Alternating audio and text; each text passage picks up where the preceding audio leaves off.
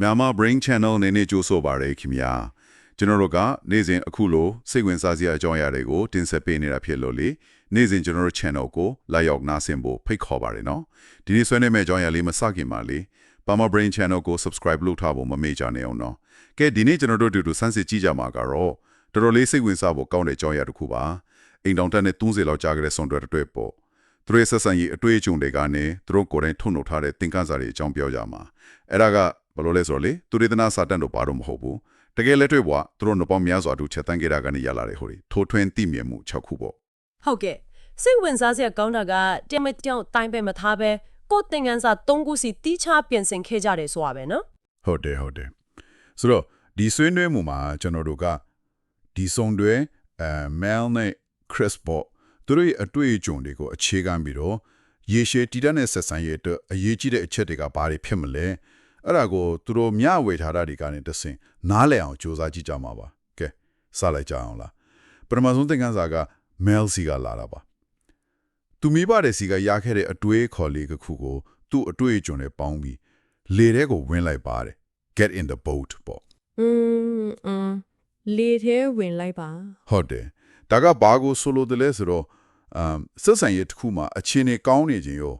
ဟိုရင်လေပြင်းမုန်တိုင်းထိုင်နေခြင်းမှာပါအတူတူရင်ဆိုင်မယ်ဒီခရီးကိုအဆုံးထိအတူသွားမယ်ဆိုတဲ့ကတိကဝေပေါ့ commitment ပေါ့နော်ဟုတ်ကဲ့ခိုင်မာတဲ့ကတိကဝေကိုယ့်ဘောကိုအပြစ်တင်နေတာမျိုးဒါမှမဟုတ်အခြေအနေတွေအလိုလိုကောင်းလာမှာဘာလို့ညှော်လင့်နေတာမျိုးနဲ့လုံးဝဆန့်ကျင်ပဲတကယ်တမ်းလေထဲမှာရှိနေဖို့ဆိုတာကတတိရှိနဲ့ချရတဲ့ဆုံးဖြတ်ချက်တစ်ခုလို့သူကပြောတယ်အဲ့ဒီလေထဲဝင်လိုက်ပါဆိုတဲ့အချက်ကတကယ်ကိုအခြေခံကြတယ်နော်ဒါက passive ဖြစ်နေတာမဟုတ်ဘူး active decision တခုကြောင့်ပြောနေတာကိုမေးရမယ့်မိကုန်းကငါတကယ်ပဲဒီလေထဲမှာရှိနေတာလားဒါမှမဟုတ်ဟိုဘက်ကဖောင်မော်ကနေလန့်អော်နေတာလားဆိုတာမျိုးပေါ့ဟုတ်တယ်အခက်ခဲကြုံတဲ့အခါငါတို့အတူတူဒီလေထဲမှာဆိုတဲ့စိတ်တက်နဲ့မင်းကြောင့်ဒါမှမဟုတ်ငါကြောင့်ဆိုပြီးအပြင်ကနေအပြစ်ရှာနေတဲ့စိတ်တက်ကတော်တော်ကွာတယ်လ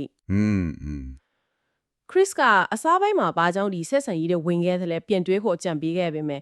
့မဲဟုတ်တော့ကတော့အတိတ်ကအကြောင်းပြချက်တွေထက်အခုလက်ရှိမှာအတူဆက်ရှိနေဖို့ဆုံးဖြတ်ချက်ကပိုရေးကြီးခဲ့တယ်လို့ဆိုတယ်ဒါလည်းတစ်မျိုးစိတ်ဝင်စားမှုကောင်းတယ်ဟုတ်တယ်နော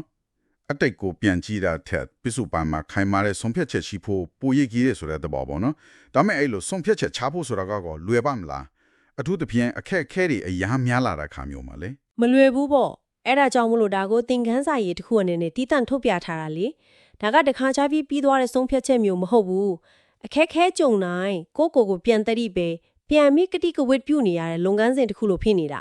မဲပြောသလိုပဲဒီလိုခိုင်မာတဲ့ကတိကဝတ်မရှိရင်လေနောက်လာမယ့်သင်ခန်းစာတွေကြံ့ညံနေတာလေအလကားပဲဖြစ်သွားနိုင်တယ်ဟုတ်ကဲ့လေထဲမှာတော့မရှိတော့ရင်ကြံတာတွေပြောနေလို့ကတိအလုပ်ဖြစ်မှာမဟုတ်တော့ဘူးလေဆိုတော့ဒီအခြေခံအုံးမြစ်ကရေရှည်ဆက်ဆံရေးတက်မရှိမဖြစ်ပဲကောင်းပြီဒါဆိုဒုတိယသင်ခန်းစာကိုဆက်သွားကြအောင်ဒါကခင်ပွန်းဖီသူခရစ်စီကပန်းများတဲ့ flowers ပေါ့နာမည်လေးကတော့ချစ်စရာလေဒါမဲ့အကြောင်းအရာကနည်းနည်းလေးနဲ့နေတယ်ဗျအချင်းတွေက Mel အလုပ်ကိစ္စနဲ့ခီးရမ်းသွားနေတာတယ်ခရစ်ကအိမ်မှာကလေး3ယောက်နဲ့ကြံခဲ့တယ်အဲ့ဒီချိန်မှာငွေရေးကြေးကလည်းနည်းနည်းကြက်တင်းနေတယ်ပေါ့ဆိုတော့ခရစ်ကအိမ်လုပ်ဒီကလေးကိစ္စတွေအားလုံးကိုတောင်းဝန်ကြည့်အောင်လုပ်ပေးထားတာပဲဒါပေမဲ့ Mel အိမ်ပြန်ရောက်လာတိုင်းစိတ်မကြည်မလင်ဖြစ်နေတာတည်းတယ်အဲ့ဒီမှာတင်ငါအဆင့်နဲ့ငါတို့အဆင့်ကွာခြားချက်ကပေါ်လာတာပဲဖြစ်ရည်များလာရင်လေငွေကြေးရေးခလေးအလုပ်အဲ့လိုဖြစ်ရည်များလာရင်လူတွေကကိုယ့်ရဲ့ကြိုးပမ်းမှုကိုပဲအတိမတ်ပြုစေခြင်းနဲ့ငါအဆင့်ကိုရောက်သွားတတ်ကြတယ်ဟုတ်ကဲ့ခရစ်ကသူ့အိမ်မှုကိစ္စတွေခလေးတွေနဲ့ပင်ပန်းနေတာကိုမဲမြင်စေခြင်းနဲ့မဲကလည်းသူ့အလုံးမှာခီးချက်ပြီးပင်ပန်းနေတာကိုခရစ်နားလည်စေခြင်းနဲ့နှစ်ယောက်လုံးကကိုဝင်ထုတ်ဝန်ပိုးကိုပဲမြင်ပြီးတစ်ဖက်သားဖို့တန်ဖိုးမထားဘူးလို့ခံစားရလာကြတာပေါ့ဟုတ်ကဲ့မဲရှင်းပြတာကသူအိမ်ပြန်ရောက်လာရင်လေမိဖို့ချောင်းစားပွဲပေါ်ကပန်းအိုးထဲမှာသူခရီးမသွားခင်ကထိုးခဲ့တဲ့ပန်းတွေ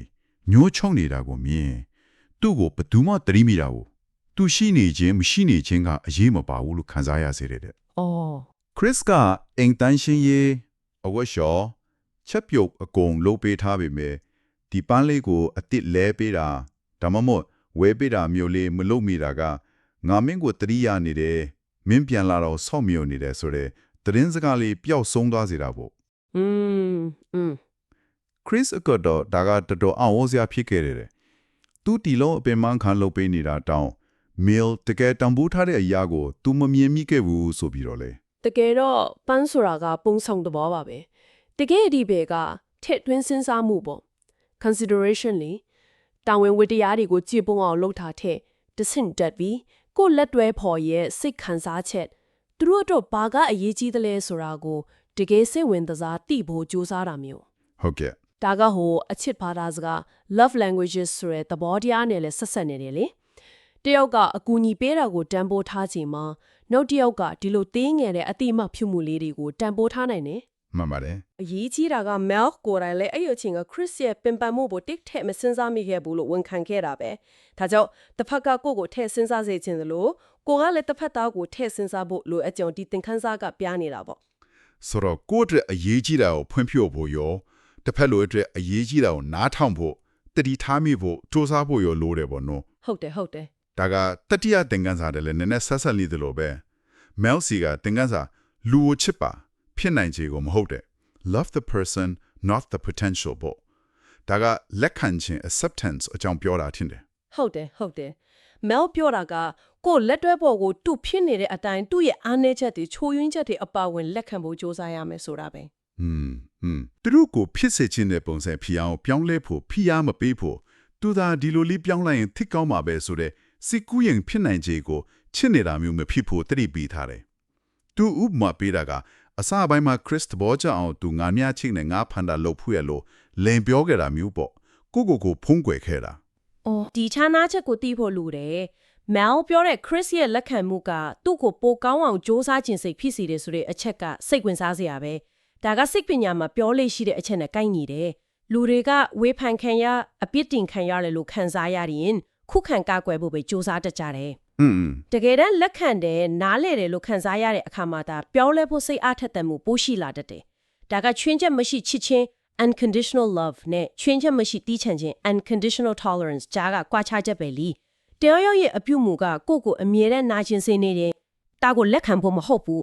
ဒါကသူတို့ဘယ်သူလဲဆိုတာကိုပြနေတာဖြစ်နိုင်ပြီးကိုကသူတို့ပြောင်းလဲလာမယ်ဖြစ်နိုင်ခြေကိုစောင့်မျှော်နေတာဖြစ်နိုင်တယ် ဟုတ်တယ်လက်ခံကြီးအောင်ပိုကောင်းအောင်စူးစမ်းခြင်းစိတ်ဖြစ်စေတယ်ဆိုတာကိုလက်တွေ့မှာတွေ့ရတာကအံ့ဩစရာပဲနော်ဒါမှမဟုတ်တယ်ကိုထိခိုက်စေတဲ့အပြုမှုနဲ့ပင်ကိုစိတ်ရိတ်ကွာခြားချက်ကိုခွဲခြားသိမြင်ကိုကတော့စိန်ခေါ်မှုတစ်ခုဖြစ်နိုင်တယ်ကဲနောက်ချက်ကိုကြည့်အောင်စတုထသင်ခန်းစာက Chris C ကနေပါကြောက်ဆောင်တဲ့လေးစင်နှမောင်းနဲ့ The Rock and the Tornado ပေါ့ဒါကဆက်ဆံရေးထဲကအခန်းကဏ္ဍတွေအကြောင်းပြောတာနေတူတယ် ဟုတ်တယ်သူတို့မင်္ဂလာဆောင်မှာတငယ်ချင်းတယောက်က Mel ကိုတက်ကြွလွန်းလို့လေးစင်နှမောင်း Chris ကိုတင်းငင်အေးဆေးလို့ကြောက်ဆောင်လို့နောက်ပြောင်ပြီးတင်စားခဲ့တာတဲ့ အော်ဟုတ်ကဲ့ Chris ကအစားပေါင်းမှာဒီကြောက်ဆောင်ဆိုတဲ့နာမည်ကိုမကြိုက်ဘူးပြင်းစရာကောင်းတယ်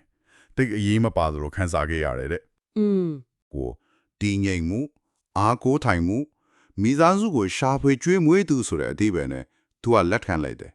ဒါပေမဲ့သူစိတ်ထဲမှာရှာဖွေကျွေးမွေးသူဆိုတာကိုငွေကြေးရှာဖွေနိုင်မှုနဲ့အဓိကချိတ်ဆက်မိခဲ့တယ်ပေါ့နော် အဲ့ဒီမှာတင်လူဖွဲ့စည်းကတတ်မှတ်ထားတဲ့ဂျာမအခန်းကဏ္ဍဆိုင်အဖိအားတွေဝင်လာတာပဲအထူးသဖြင့်အမျိုးသားကအဓိကရှာဖွေကျွေးမွေးဖို့ဖြစ်ရမယ်ဆိုတဲ့အတွေးခေါ်က Chris ရဲ့ကိုတန်ဖိုးထားမှုအပေါ်တက်ရောက်မှုရှိခဲ့တယ် ဟုတ်ကဲ့ ဆိုတော့သူတို့စီးပွားရေးအခက်ခဲကြုံပြီး Mel ကအဓိကဝင်ငွေရှာသူ Chris ကအဓိကကလေးဆောက်ရှောက်သူဖြစ်လာတဲ့အခါ Chris အတွက်ဒါကအကြီးကျယ်စိတ်ပိုင်းဆိုင်ရာယုံကမှုဖြစ်ခဲ့တဲ့တင်ငွေမရှာနိုင်တော့တဲ့အတွက်ကြောက်ဆောင်ကြောက်အနေနဲ့ကြောက်ရှုံးပြီးလို့သူခံစားခဲ့ရတယ် အဲ့ဒါက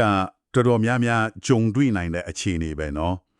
်ငွေကြေးကဆက်ဆံရေးထဲမှာအာနာချိန်ခွင့်ညာ power dynamics ကိုဘယ်လိုပြောင်းလဲစေနိုင်တယ်လဲဆိုတာကိုပြတယ် Mel ကိုတိုင်းတောင်အဓိကဝင်ငွေရှာသူဖြစ်လာချိန်မှာတခါတလေအာနာပိုရှိသလိုခံစားပြီးယောက်ျားကြီးစိုးဝါတာစတဲ့ chauvinistic အတွေ့တွေဝင်ခဲ့တယ်လို့ဝန်ခံထားတာရှိတယ်လေ ဟုတ်ပါတယ်ဒါကငွေချေးရှာဖွေခြင်းကိုထောက်ပံ့ကူညီမှုတစ်ခုအဖြစ်ရှုမြင်တာနဲ့အာနာရဲ့အရင်အမြအဖြစ်ရှုမြင်တာကြားကကွာခြားချက်ကိုမိမောင်းထိုးပြနေတာတကယ်တော့ကလေးဆောင်ရှောက်တာအိမ်မှုကိစ္စလုပ်တာတွေကလည်းတန်ငုံမဖြတ်နိုင်တဲ့ထောက်ပံ့ကူညီမှုတွေပဲလေ ဟုတ်ကဲ့ ဒါပေမဲ့မကြာခဏဆိုသလိုငွေကြေးရှာဖွေမှုလို့အတိမတ်ကျမခံရတတ်ဘူးအရေးကြီးတဲ့အချက်ကဒီအခန်းကဏ္ဍအပြောင်းလဲနဲ့အချက်အသေးက Chris ကိုသူ့ရဲ့တကယ့်အစွမ်းအားနဲ့စိတ်အားထက်သန်မှုဥပမာသူတစ်ပါးကိုစာနာနားလည်ပေးနိုင်မှုစိတ်ပိုင်းဆိုင်ရာနက်နဲမှုတွေကိုရှာဖွေတွေ့ရှိစေခဲ့တယ်ဆိုတာပဲ ဒါကြောင့်ရေရွှေဆက်ဆံရေးမှာဘဒုကပါလို့ရမယ်ဆိုတဲ့တင်ကြတဲ့အခန်းကဏ္ဍတွေအစ လိုက်လျောညီထွေရှိမှုကအရေးကြီးတယ်အချင်းနေပေါ်မူတည်ပြီးအခန်းကဏ္ဍတွေပြောင်းလဲနိုင်တာတယောက်ရဲ့ထောက်ပံ့ကူညီမှုကိုငွေချွေးတစ်ခုတည်းနဲ့မတိုင်းတာပဲပုံစံအမျိုးမျိုးနဲ့ကြမိုးထားတတ်ဖို့လိုအပ်ကြောင်းဒီသင်ခန်းစာကပြနေတာပေါ့ဟုတ်ကဲ့လိုက်လျောညီထွေရှိမှုနဲ့အပြန်အလှန်တန်ဖိုးထားမှုကအရေးကြီးတယ်ဆိုတော့ရှင်းပါလေကဲပင်စမသင်ခန်းစာကိုကြည့်အောင်ဒါလည်းမဲလ်စီကပဲရည်ရွယ်ချက်ကောင်းကိုယူဆပါတဲ့ assume good intent ပေါ့ဒါကနည်းနည်းတော့စိတ်ဝင်စားဖို့ကောင်းတယ်ဆိုလိုရင်းကပါလေဗျသူရှင်းပြတာကကိုလက်တွဲဖော်ရဲ့လိုရဲ့တစ်ခုခုလောက်တာပဲဖြစ်ဖြစ်မလုပ်မိတာပဲဖြစ်ဖြစ်အဲ့ဒါကိုမြင်တဲ့အခါချက်ချင်းအစိုးမမြင်ပဲသူတို့မှာကောင်းတဲ့ရည်ရွယ်ချက်ဒါမှမဟုတ်အနည်းဆုံးတော့ကြားနေတဲ့အကြောင်းချက်ခုခုရှိလိမ့်မယ်လို့ယူဆလိုက်ကမျိုးပါတယ်ဥပမာသူပြောတဲ့ဖာဖာပုံကိစ္စပေါ့ cardboard box လေ mail က online ကမာတဲ့ PC တွေရဲ့ဖာဖာပုံတွေကိုဖွင့်ပြီးရင်အင်ရှစ်တကားနာမှာဒီတိုင်းစုပုံထားတတ်တယ် Chris ကအစပိုင်းမှာသူမအားလို့ဝင်အပ်တီမေးတော့တာဝင်အပ်တီလို့တွေးပြီးသိခံခဲ့တယ်ဒါကရည်ရွယ်ချက်ကောင်းကိုယူဆတာပဲဟုတ်ကဲ့ဒါပေမဲ့ဒီအဖြူအမူကအမြဲတမ်းလိုဖြစ်လာတဲ့အခါ Chris စိတ်အနှောက်ရဖြစ်လာတယ်ပေါ့အဲ့ဒီမှာရေးကြီးတဲ့အလဲအပြောင်ကိုရောက်လာတယ်ရည်ရွယ်ချက်ကောင်းကိုယူဆတယ်ဆိုတာရာအားလုံးကိုမျက်စိမဲ့ခွက်လက်ခွင်တာမဟုတ်ဘူးလေအဖြူအမူကကိုယ့်ကိုအမှန်တကယ်အနောက်ရှက်ဖြစ်စေတယ်ထိခိုက်စေတယ်ဆိုရင်ကင်တွယ်ဖို့လိုလာပြီဟုတ်တယ်ဒါပေမဲ့ဘလို့ကင်တွယ်မလဲဆိုတာကအရေးကြီးတယ်ဖာဖာဘုံဥပမာမှာခရစ်ကမဲလ်ကိုနင်ကရှုပ်ပေါ်လိုက်တာတာဝဲမဲ့လိုက်တာဆိုပြီးလူကိုတိုက်ခိုက်မဲ့အစားသူကအဖြူအမူရဲ့တက်ရောက်မှု impact ကိုပဲအေးအေးဆေးဆေးရှင်းပြခဲ့တယ်ဘလို့ရှင်းပြလဲသူကမဲလ်ဒီဖာဖာဘုံဒီတန်ကားနာမှာစုပုံနေတာကိုမြင်တိုင်းငါ့ကိုအိမ်ဖော်လို့တဘိုးထားတယ်ငါ့ကိုလီးစားမှုမရှိဘူးလို့ခံစားရစေတယ်လို့ပြောခဲ့တယ်တဲ့အဲ့လိုပြောလိုက်တော့မဲကသူ့အဖြူမူရဲ့နောက်ွယ်ကအသေးပေကိုတဘိုးပေါက်သွားပြီးပြောင်းလဲဖို့ဆန္ဒဖြစ်လာတယ်ပေါ့ဟုတ်တယ်ဒါကရည်ရွယ်ချက်ကောင်းကိုယူဆခြင်းရဲ့အကျိုးကျေးဇူးကိုပြတာပဲကိုယ်စိတ်ထဲမှာတင်သူငါ့ကိုစိတ်ညစ်အောင်တမင်လို့တာဆိုတဲ့စိုးမြင်ဇလန်းဒီစင်နေမဲ့အစားအရင်ဆုံးတန်တရားကြိုးပေးကြည့်တကယ်တော့အဖြူမူကပြဿနာဖြစ်နေတော့မဲ့ဆိုရင်တော့လူကိုအပြစ်တင်တိုက်ခိုက်မဲ့စားကိုယ့်အပေါ်ဘလို့တက်ရောက်မှုရှိတယ်ဆိုတာကိုရှင်းပြတဲ့အပြင်ပိုကောင်းတဲ့ရလာရနိုင်တယ်ဆိုတဲ့သဘောပေါ့ဟုတ်ပါတယ်ဒါကကိုယ်စိတ်ထဲကအလိုလျောက်ဖြစ်ပေါ်လာတတ်တဲ့အနုလက္ခဏာဆောင်တဲ့ကုတ်ချက်ချမှုတွေကိုသတိထားမိဖို့လေ့ကျင့်ပေးသလိုပဲတခုခုမြင်နာနဲ့ချက်ချင်းစိတ်ဆိုးမဲ့အစားခဏလေးတခြားဘလို့ကြောင်းပြချက်ရှိနိုင်သေးလဲလို့ကိုမေးကြည့်တာမျိုးပေါ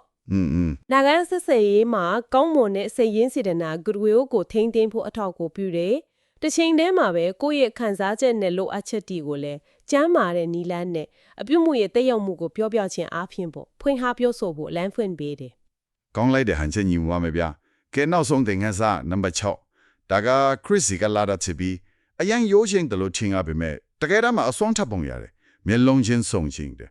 eye contact ပေါ့ဒါကချစ်ဆက်မှုနဲ့ပြစ္ဆုတ်ပံမှာရှိနေခြင်းအကြောင်းပြောတ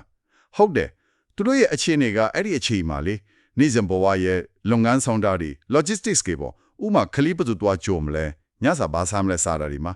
အစင်ပြေချောင်းမွေ့နေပေမဲ့တယောက်နဲ့တယောက်စိတ်ပိုင်းဆိုင်ရာဝေးခွာနေတယ်လို့ခံစားလိုက်ရတယ်အဲ့လိုဖြစ်တယ်အိမ်ထဲမှာအတူရှိနေပေမဲ့တကယ်တမ်းအတူရှိမနေလို့ဖြစ်သွားဖြစ်လာတင်ပေါ်နေစဉ်လို့ဖြစ်နေတာပေါ့ဒီတော့ Chris ကအလေးအကျင့်အသက်တကူစားလုပ်ခဲ့တယ် Mel အလုပ်ရှုပ်ပြီးဟိုပြေးဒီလွာလုံနေချိန်မှာခဏလေးရက်တန်စေပြီးသူ့ပခုံးကိုအသာလေးကင်ဘာစကားမှမပြောဘဲ10စက္ကန့်15စက္ကန့်လောက်မြေလုံးထဲကိုစိုက်ချိလိုက်တာမျိုးပဲလေရိုးရိုးလေးပဲနော်ဒါပေမဲ့ဒါကပစ္စုပန်မှာရှိနေခြင်း present ရဲ့စွမ်းအောင်ကိုပြတာပဲကျမတို့ရဲ့အမြန်တုံးမြင့်ဘဝတွေမှာအလုတ်တီတာဝန်နေကြတဲ့တယောက်ကိုတယောက်တကယ်မြင်ဖို့အတိအမှတ်ပြုဖို့မေ့လျော်နေတတ်ကြတယ်ဟုတ်ကဲ့ဒီစကားလောက်မျိုးလုံးချင်းစုံကြည့်လိုက်တဲ့အခိုက်အတန့်လေးတာအဲ့ဒီအရှိန်ကိုခဏရက်တန့်စေတယ်စကလုံးတွေမလိုပဲငါမင်းကိုမြင်တယ်ငါမင်းနဲ့အတူဒီမှာရှိနေတယ်ဆိုတဲ့သတင်းစကားကိုပေးပို့လိုက်တာပဲ